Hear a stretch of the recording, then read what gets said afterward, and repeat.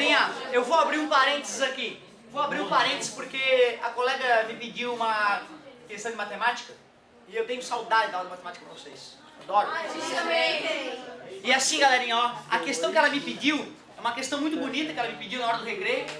E é uma questão, cara, que eu já tinha resolvido depois, fazendo uma anamnese na hora do recreio, no curto recreio. Eu tenho a sensação que eu já tinha feito essa questão outra vez. Mesmo eu já tendo feito a questão, eu demorei uns 10 minutos para pegar o fio da meada e matar a questãozinha. E aí uma das colegas até perguntou, professor, como é que tu lembra, depois que tu faz um exercício, depois de algum tempo, como é que tu lembra qual é o caminho que tu percorreu? E eu falei, olha, essa é uma pergunta delicada, não tem segredo. A maneira exata como o cérebro conecta uma memória na outra, uma lembrança da outra, é muito misteriosa ainda. Tem gente que já está conseguindo chegar perto do segredo do cérebro, mas ainda estamos um pouco distantes.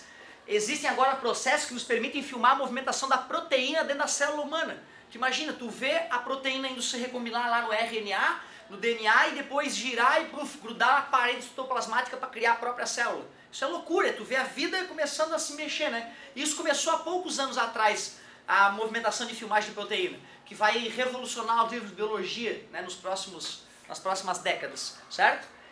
Então assim, eu só confessei para ela que eu treinei muito, eu fiz muita questão, eu fiquei muito bravo nas questões que eu não matava, eu demorei às vezes meses para digerir uma questão mais complexa, só que eu era chato, eu lembro que eu esquecia a solução, eu ia lá para ver se eu automatizava aquilo na minha mente de novo.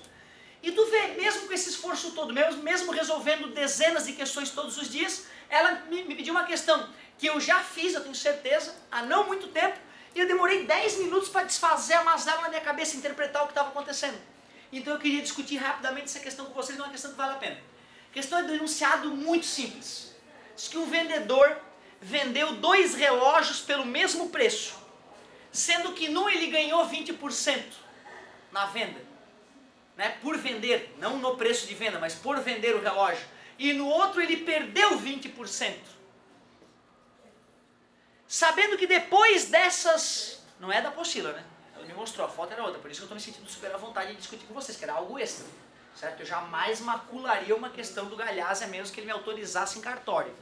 Bom deixar claro isso, né? Até porque eu tenho amor ao meu emprego, né? Chefinho tem que ser respeitado. Então olha só,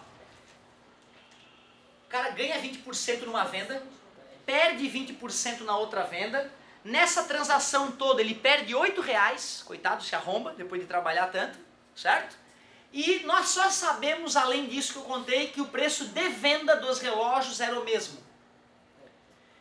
No início, quando eu comecei a escrever as equações, eu comecei a botar mais 20% e menos 20% no preço da venda. O que não faz sentido. Eu compro o relógio por X e depois de vender por X mais alguma coisa, é que eu lucro 20%. Eu compro outro relógio por Y e depois de baixar o preço, porque ninguém queria comprar um outro relógio, certo? Eu vendo e perco 20%. E por acaso os preços de venda foram iguais, mas não quer dizer que os preços de compra são iguais. Então eu só consegui matar a questão quando eu me organizei da seguinte maneira, chamei de X, pois não. Ele já falou que não são, né? Se ele vendeu pelo mesmo preço e um ele perdeu 20% e outro ganhou, ele teria que ser zero. Exatamente.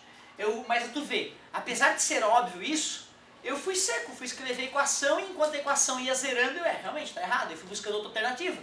Por mais óbvio que isso seja, né, um cara acima de mim é óbvio, ele já vai escrever a equação certa. Eu, como sou normal e faço cocô, eu escrevo a equação errada primeiro. Não é porque é importante isso, galera. A galera tem a sensação de que eu sou mais inteligente. Isso é falso! Eu sou normal, só que eu botei a bunda na cadeira durante muitas horas e eu chorava de raiva no erro. Eu fazia merda, errei de novo. Não! Eu vou aprender.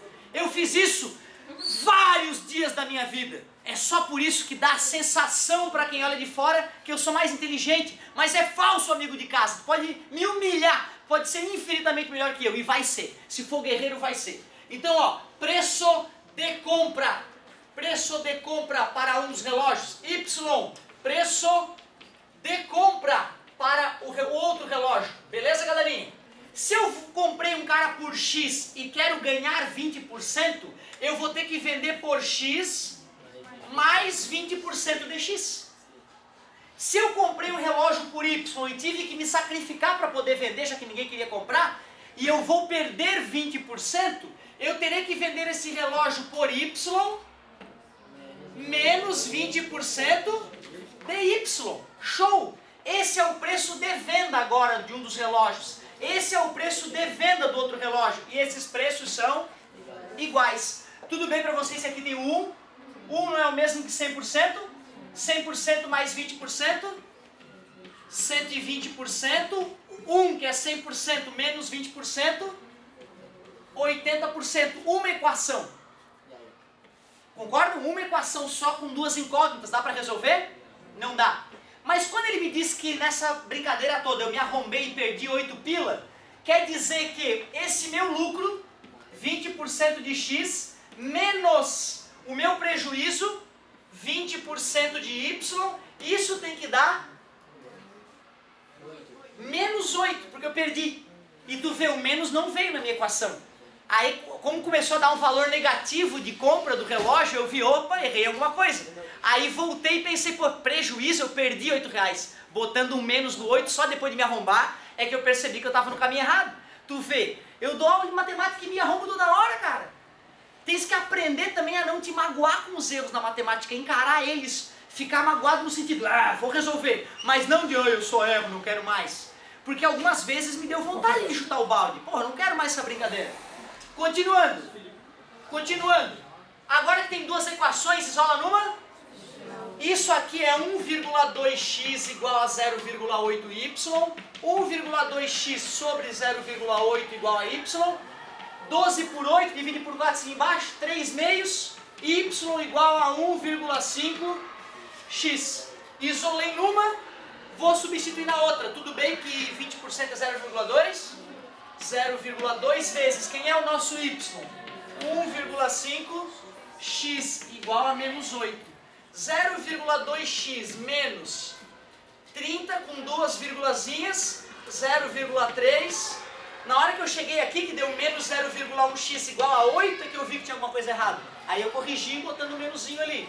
Passei dividindo menos com menos é mais, dividir por 0,1 é o mesmo que multiplicar por 2, 80.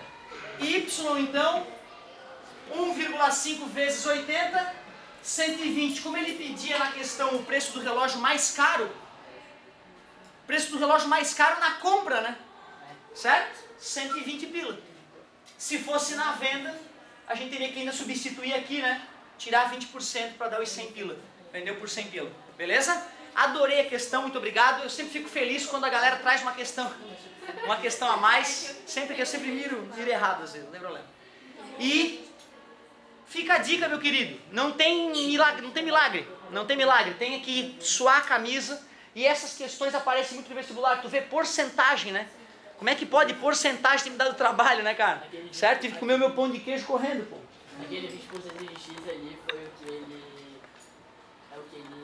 ganhou com a venda de um dele. Sim. E o menos 20% foi o que ele perdeu. Sim. Mas aí no caso você teria que somar os dois. Tipo, O lucro já foi dado, menos 8, né?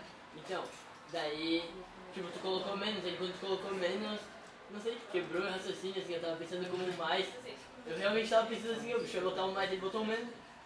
Mas eu botei o mais também, eu te falei? É isso, é normal? Agora só pensa comigo, ó, se tu quisesse que aquele 8 reais de prejuízo ficasse positivo, tu ia pegar o teu prejuízo e subtrair o teu lucro. Aí ia sobrar o prejuízo, entendeu? Aí teria que inverter a posição daqueles dois ali. Show de bola. Ah, matei a saudade de matemática, matei a saudade, coisa boa.